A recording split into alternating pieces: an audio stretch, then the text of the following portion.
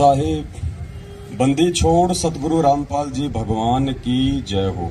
परम पिता परमात्मा सारी सृष्टि के रचनहार कुल मालिक असंख्य ब्रह्मांडों के स्वामी जगत गुरु तीनों लोकों में प्रवेश करके सबका भरण पोषण करने वाले संत शिरोमणि सतगुरु रामपाल जी परमेश्वर जी के चरण कमल में हम सभी सत्सेवक भाई बहनों का कोटि कोटि दंडवत प्रणाम।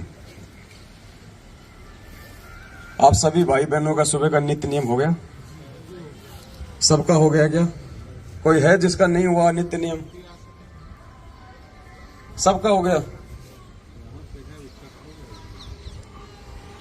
अब देखो, सबसे पहले उठते ही हमने क्या करना है अपने आध्यात्मिक जीवन में।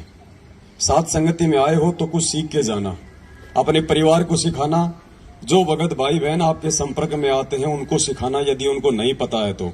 चाहे वो 10 साल पुराना भगत हो, चाहे वो 20 साल पुराना भगत हो, चाहे आपका कोई कोऑर्डिनेटर हो, चाहे नामदान संचालक हो।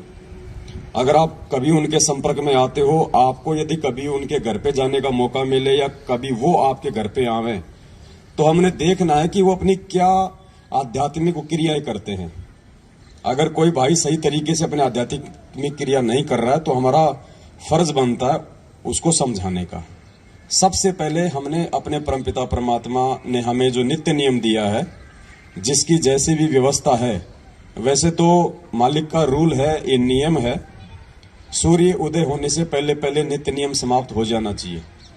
उसके बाद ये दुनिया का भार घोड़ा, ये हाय हाय, ये भागा दौड़, वातावरण में इतना ज्यादा प्रदूषण, लोगों का शोर शराबा, लोगों के कुशब्द इतने ज्यादा हो जाते हैं, फिर वातावरण बहुत ज्यादा भारी हो जाता है।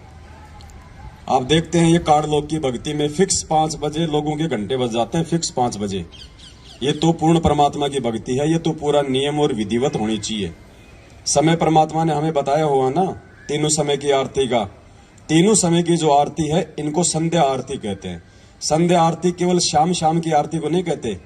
परमात्मा ने कहा कि जो सुबह का नित्य नियम है ये भी जो है मतलब संध्या आरती है। दोपहर का असुर निकंदन रमैणी है, वो भी संध्या आरती है, और शाम की भी संध्या आरती है। संध्या का मतलब परमात्मा ने बताया 2 समय का जब मिलन होता है उस समय जो आरती होती है उसको संध्या आरती कहते हैं। तो सुबह की आरती का जो समय है, सतलोक आश्रम बरवाड़ा में फिक्स सुबह 5 बजे आरती शुरू हो जाती थी।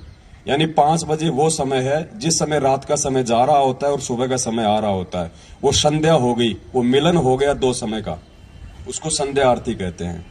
वास्तविक तो रूल है ये। बाकी परमात्मा ने, ठीक है, अभी लोग धीरे धीरे भक्ति की सीढ़ियां आगे चढ़ेंगे तो मालिक को पता है कि लोग एकदम से ये काल इतनी भक्ति नहीं करने देगा, इसलिए परमात्मा ने दिन के 12 बजे तक का टाइम दिया है। किनको? जिनकी अभी आदत सुधरी नहीं है, या जो लोग भक्ति में भी थोड़ा बहुत आलस से करते हैं, या कोई किसी कारण से, मान लीजिए किसी की नाइट ड्यूटी है, कोई 5 बजे छूटता है, कोई 4 बजे छूटता है, तो वो आते नहीं कर पाता आरती। इसलिए परमात्मा ने अभी हमारे को शुरुआत में 12 बजे तक का टाइम दिया है। बाकी दिन के 12 बजे आरती नहीं होती, आप सबको पता है। आरती अपने टाइम पे हो जानी चाहिए, और ये हमारा प्रथम कर्म होना चाहिए, हमारे जीवन का प्रथम कर्म। तो सुबह सुबह केवल हमें आरती परमात्मा की। उसके बाद में जो दूसरी चीज का नंबर आता है वो है परमात्मा का चरणामृत। आप में से कितने भगत भाई बहन हैं जो सुबह उठते ही चाय दूध या नाश्ते से पहले ही चरणामृत लेते हैं? झूठ मत बोलना, यह परमात्मा का दरबार है। कितने भगत भाई बहन हैं? हाँ, लेना नित्य नियम के बाद ही है, लेकिन लेते कितने हैं? कईयों को तो 15-15 दिन हो जाते हैं, ध्यान ही नहीं आता कि हमने चरणामृत भी लेना है क्या। ये देखो, ये हकीकत है, शर्मा सर्वे का मार्ग नहीं है ये। ऐसा नहीं है कि जो ले रहे हैं वो बहुत अच्छे हो गए, जो नहीं ले रहे हैं वो बहुत नीचे हो गए। ये यहाँ पे सीखना है, यहाँ पे कोई परफेक्ट नहीं आएगा।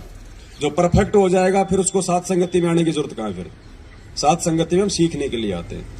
दूसरा, हमारा जो कर्म है वो ये होना चाहिए कि परमात्मा ने हमें जो ये चरणामृत दिया है, हमने चरणामृत का सेवन करना है। अब चरणामृत को लेते कैसे हैं 90% लोगों को आज तक नहीं पता। चरणामृत लेने की भी एक विधि है, एक प्रोसीजर है, उस हिसाब से हमने उस प्रक्रिया को हमने पूरा करना है।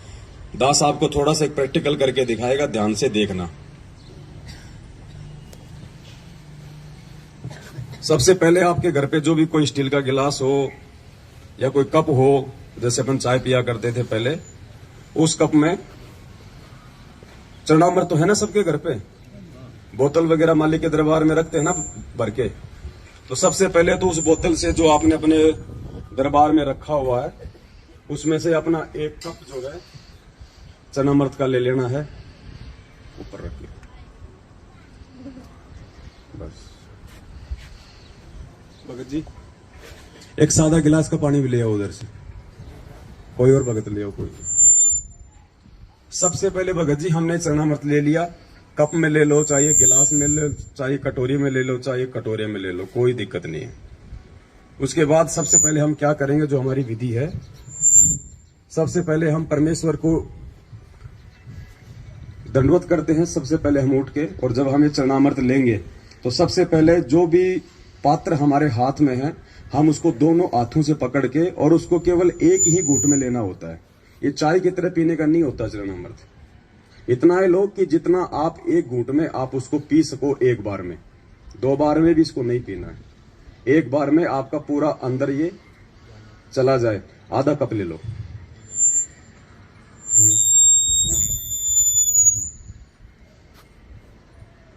उसके बाद में सादा जल लो, थोड़ा सा इसमें डालो और इसको साफ करना है।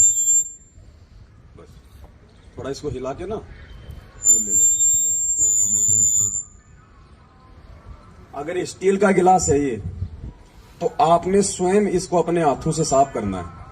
ये नहीं कि आपने लेके चरणामृत छोड़ दिया, फिर आपकी बेटी धो रही है, आपका बेटा धो रहा है, आपकी माँ धो रही है, आपकी पत्नी धो रही है। नहीं, ये चरणामृत है, ये नियम है। आप कोई सेठ नहीं है, कोई शाहूकार नहीं, आप कोई अनिल अंबानी नहीं है, आप एक भगत है। ये चरणामृत जो आपने लिया है, ये आपने स्वयं ही धो के साफ करके वापस रखना होता है। डिस्पोजल में चरणामृत नहीं लेना चाहिए, क्योंकि जब हम इसको फेंकेंगे तो वो अंश जो है मतलब साथ में जाएगा। तो कोशिश करें भाई, जैसे कोई चीनी मिट्टी का बर्तन हो, कोई स्टील का हो, कोई भी जो पात्र होता है जिसको अपन धो सके, उसमें हमने चरणामृत लेना है। उसके बाद हमने परमात्मा को दंडवत करना है, और दंडवत करके फिर हमने साइड में हटना।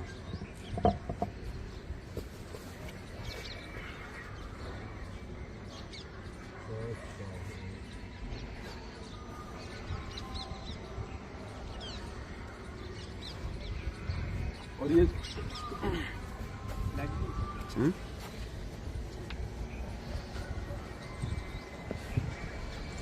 और ये जो दंडवत है ना, इतना समझाने के बाद भी काफी संख्या में भाई बहनों को दंडवत भी ढंग से करना नहीं आता है, या फिर वो जानबूझ के नहीं करते, पता नहीं कौन सी उनकी वो ट्रेन छूट रही होती है।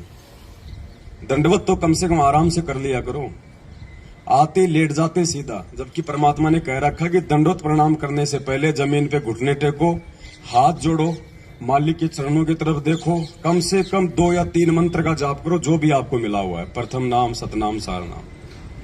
आराम से शांति से नीचे घुटने टेक के पहले मालिक की तरफ देखो, अच्छे से परमात्मा के चरणों के दर्शन करो, 2 या 3 मंत्र का जाप करो, कोई जल्दबाजी नहीं है, ट्रेन नहीं छूट रही।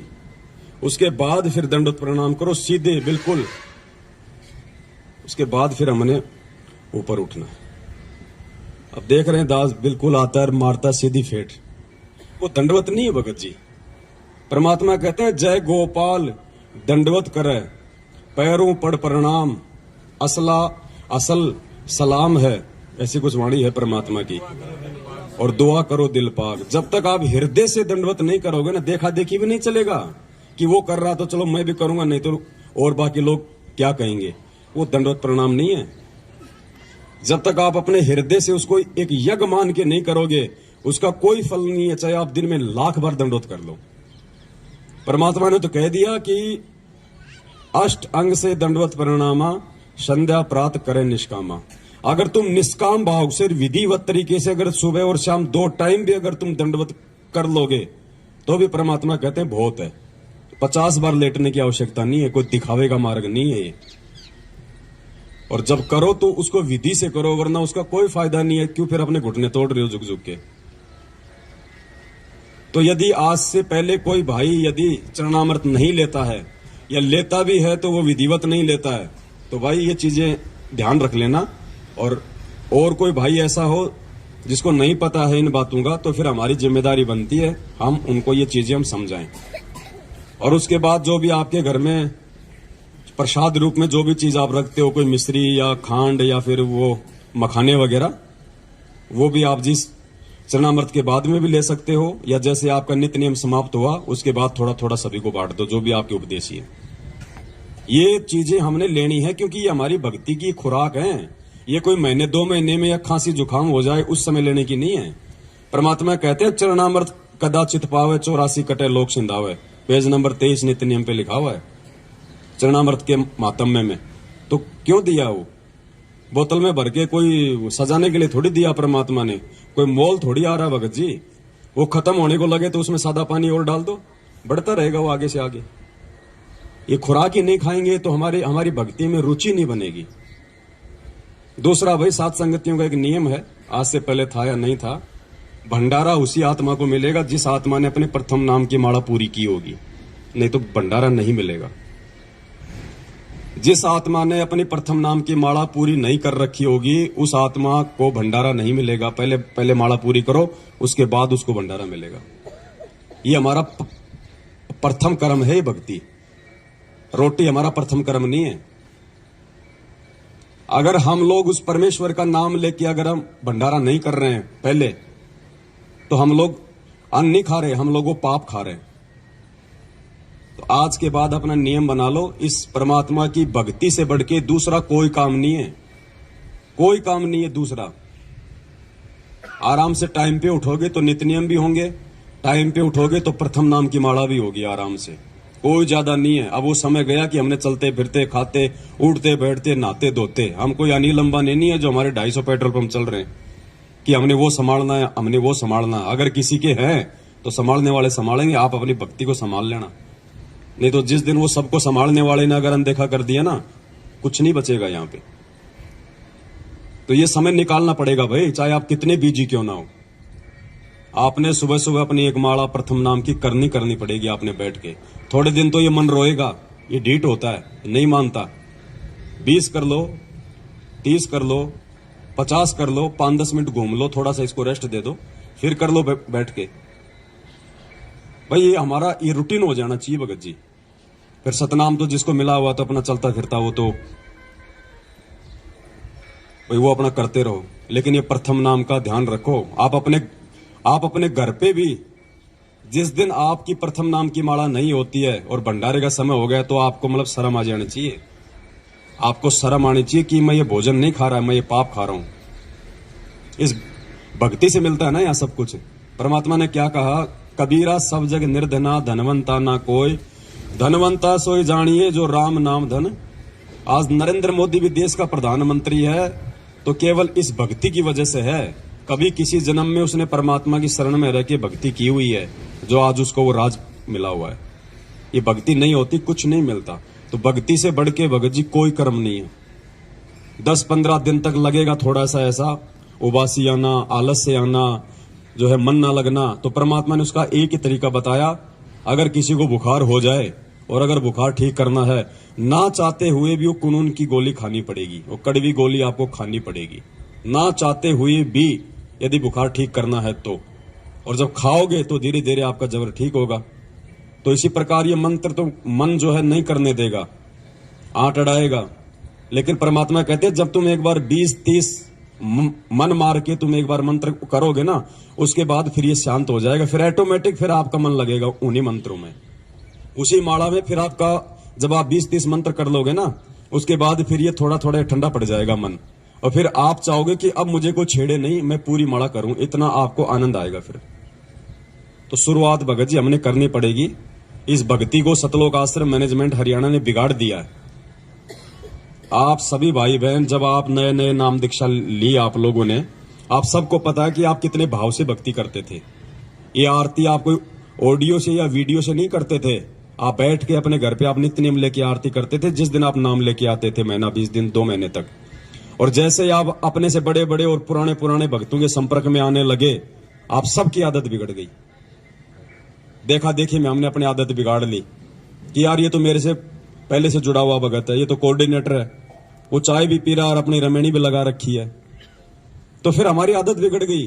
अब हमने आदत को सुधारना उसी प्रकार से और आदत नहीं सुधरेगी तो देखो ऐसे साथ संगतियों में आने से ऐसे भी बात नहीं बनेगी।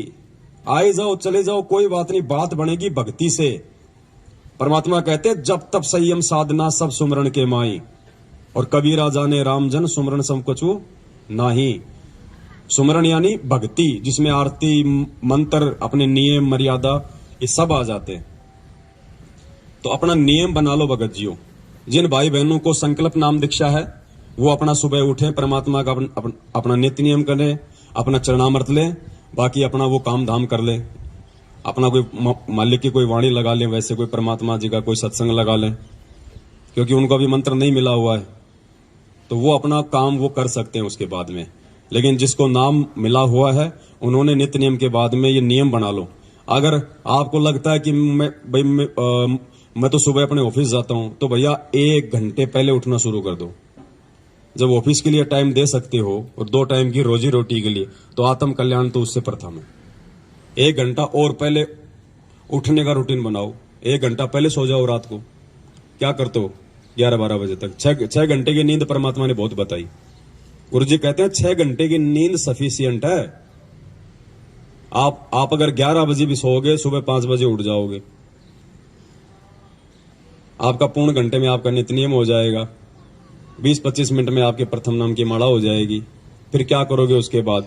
और सुबह सुबह जिस आदमी का नित्य नियम और ये प्रथम मंत्र, जिस आदमी का नित्य नियम और प्रथम मंत्र टाइम पे हो जाता है, उसका सारा जीवन बिल्कुल, उसका सारा दिन बिल्कुल सही निकलता है।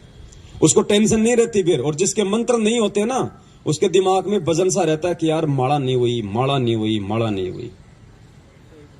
वजन सा रहता है उसके दिमाग में। वो कभी 5 कर रहा है, कभी वो 10 कर रहा है, भार सा रहता है। आत्मा को शांति नहीं मिलती, क्योंकि आत्मा की खुराक तो ये भक्ति है ना भाई। हमारा शरीर है, हम टाइम टू टाइम इसको भोजन देते कि नहीं देते हैं?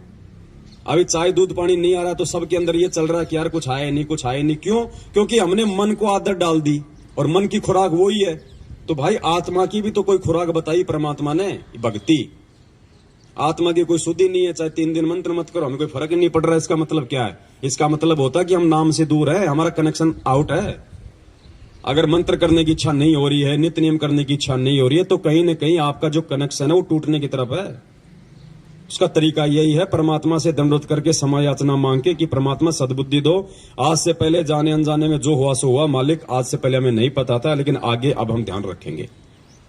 साध संगतियों में आओ तो भगत जी पूरे भगत बन जाओ। अब हर प्रकार से, हर क्रिया के आधार से भक्ति को ज्यादा महत्व देना है हमने। अगर भक्ति को महत्व देंगे तो हमारे काम धंधे को परमात्मा ऑटोमेटिक महत्व दे देगा।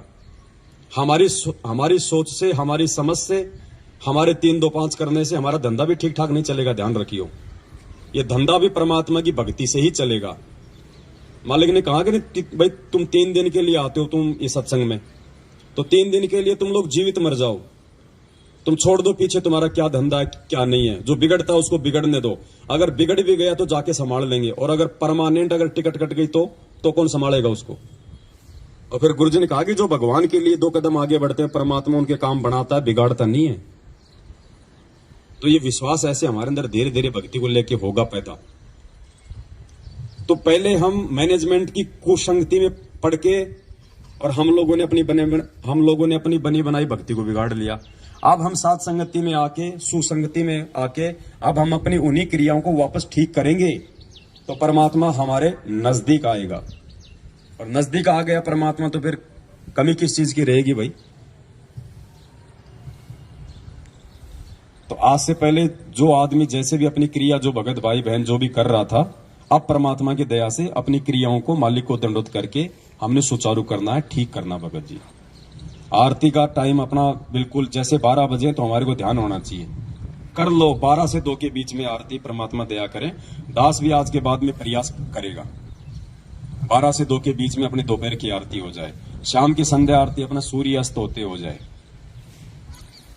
तो थोड़ा शेड्यूल बनाओ भक्ति का। हमने चाय का शेड्यूल बना रखा ना, सुबह 6 बजे चाय बनेगी तो बनेगी, शाम को 5 बजे चाय बनेगी तो बनेगी। आज से पहले हमारे शेड्यूल बने हुए थे ना, ये खाना खाने का टाइम है ना, ऑटोमेटिक हाथ पैर अपने आप काम करने लग जाते हैं। माता बहन ऑटोमेटिक रसोई की तरफ भाग लेती है। उनको पता है कि भाई टाइम हो गया खाने का। भाई भक्ति का भी तो कोई टाइम है, या सारा जिंदगी ऐसे गटर में बैठ के मंत्र जाप करते रहोगे? इसका भी टाइम है। ये परमात्मा ने हमें जो छूट दी है ना, ये छूट परमात्मा ने विशेष परिस्थितियों में दी है, विशेष परिस्थितियों में छूट दी है। इसको रोजाना लागू करने के लिए छूट नहीं है। ये हम दोषी हो रहे हैं हम उस परमात्मा के। तो कोशिश करो आज के बाद में, और जब हम इस राह पे हम चलेंगे तो हमारे बच्चे उस राह पे चलेंगे। बच्चे क्या करेंगे? बच्चे जो होते हैं भगत जी, वो माँ बाप से ज्यादा सीखते हैं।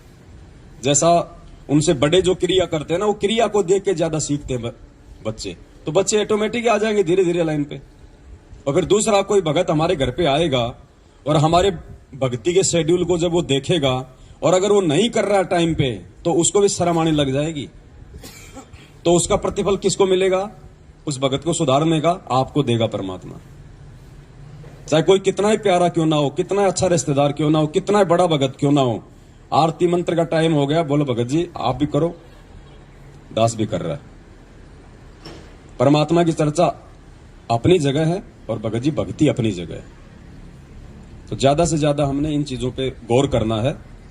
भगत बनना है, परमात्मा ने भगत बनाया है। मालिक ने हमारे पर विश्वास किया ना, इस 8.5 अरब की जनसंख्या में से परमात्मा ने हम थोड़ों सौ को भगत बनाया है।